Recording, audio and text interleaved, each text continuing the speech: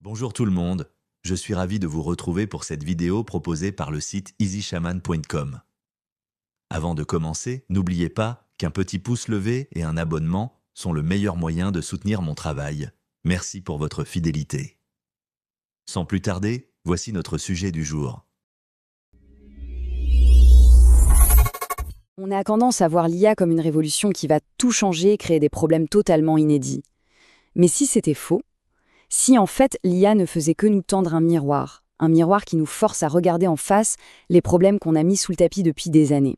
C'est l'idée qu'on va explorer aujourd'hui. Et franchement, ça change tout. Allez, on plonge dedans. Imaginez la scène. On est tout en haut d'un gratte-ciel à Manhattan, le symbole de notre réussite, de notre puissance. Tout a l'air indestructible. Et puis tout à coup, ça tremble. Pas une grosse secousse, non, juste une vibration. Presque rien. Mais c'est assez pour que le temps s'arrête, que tout le monde se regarde, le cœur battant. Et là, on comprend. Ce n'est pas un tremblement de terre, ce n'est pas la structure du bâtiment qui bouge, c'est la structure de nos certitudes. La secousse, en fait, c'est une prise de conscience, la réalisation brutale que les fondations de notre monde sont en train de bouger. Et le nom de cette secousse, c'est l'intelligence artificielle. Alors, pour vraiment saisir ce qui se passe, il y a une métaphore qui est parfaite. Il faut imaginer l'IA non pas comme une force extérieure, une sorte d'alien qui débarque, mais plutôt comme un révélateur photographique. Vous savez, ce liquide dans lequel on plongeait les vieilles pellicules, l'IA, c'est ça. Elle trempe notre société dans ce bain chimique, et d'un coup, toutes les fissures, toutes les failles qui étaient là depuis le début mais qu'on ne voyait pas, eh bien elles apparaissent, claires, nettes, impossibles à ignorer. Ok, donc cette image de notre monde se réveille sous nos yeux. Mais comment la déchiffrer? Pour ça, on va utiliser un cadre d'analyse très simple mais très puissant. On va regarder à travers 3 lentilles pour y voir plus clair. Alors voilà nos 3 lentilles. D'abord, on va parler des cycles de puissance. En gros, comment les grands empires finissent toujours par s'épuiser.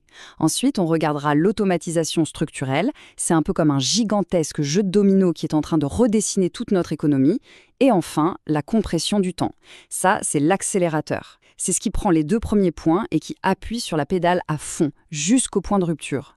Et vous allez voir, la combinaison des 3, c'est assez explosif. Bon, c'est parti.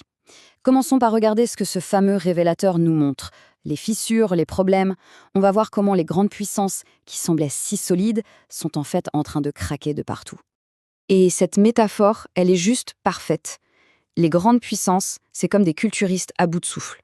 De l'extérieur, ouah, les muscles sont impressionnants, ça en jette. Mais à l'intérieur, le cœur est épuisé. Le système est fatigué, il tourne sous perfusion de dettes depuis des décennies, juste pour garder les apparences. Concrètement, ces fissures, c'est quoi? Eh bien, il y en a 3 principales. D'abord, des montagnes de dettes, publiques et privées. C'est devenu ingérable. Ensuite, nos sociétés sont fracturées de l'intérieur. La classe moyenne, qui était le ciment de tout ça, est sous une pression énorme, et la colère monte. Et pour finir, à l'extérieur, les tensions entre les pays sont de plus en plus vives. Et c'est là que c'est crucial de comprendre. L'IA n'a rien inventé de tout ça. Elle arrive simplement et elle met de l'huile sur le feu. C'est un amplificateur surpuissant. Allez, on passe à notre deuxième lentille, l'automatisation structurelle. Là, il faut vraiment visualiser un jeu de dominos. Un immense jeu de dominos. Sauf que ces dominos ne tombent pas lentement. Ils tombent à une vitesse folle. Et il ne s'agit pas juste de « Ah, des robots vont prendre nos jobs ». Non, non. C'est bien plus profond.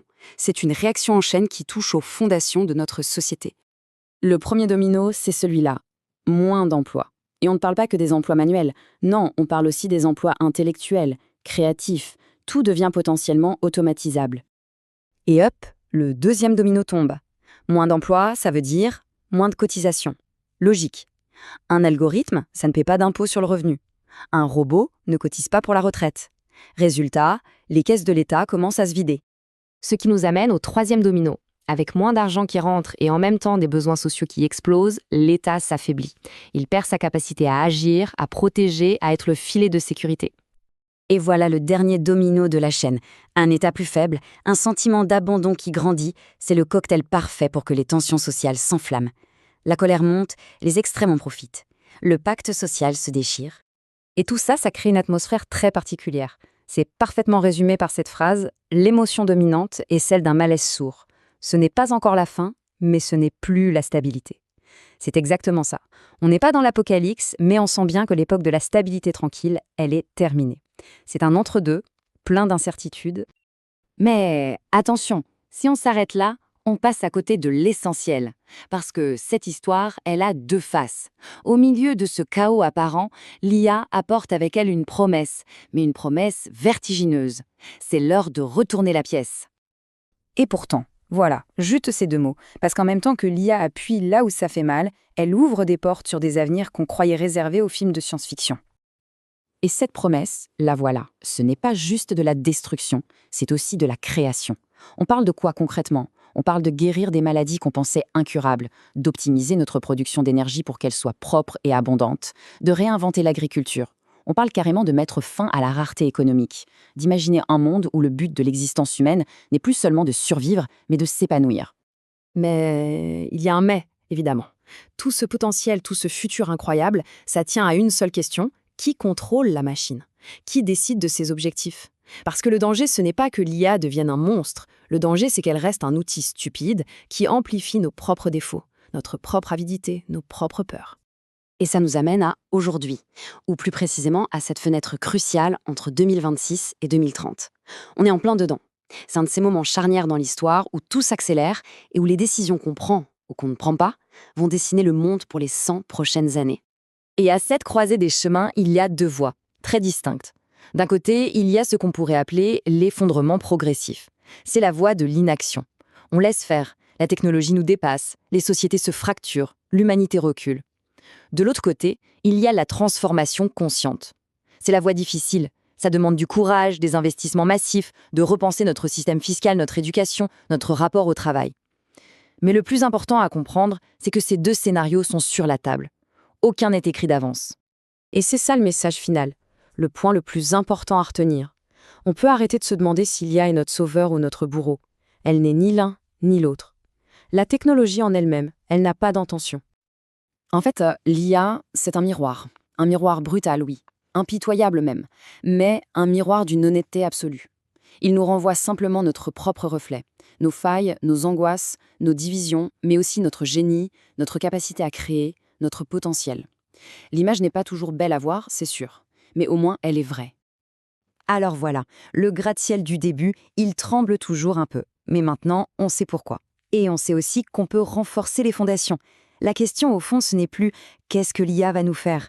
La vraie question, la seule qui compte, celle que ce miroir nous pose à toutes et à tous, c'est « maintenant qu'on se voit tel que nous sommes, qu'est-ce qu'on choisit de devenir ?» Avant de partir, un petit pouce levé et un abonnement sont le meilleur moyen de soutenir mon travail. Merci pour votre fidélité. Et si le cœur vous en dit, vous pouvez également me retrouver sur le site easyshaman.com. À très bientôt.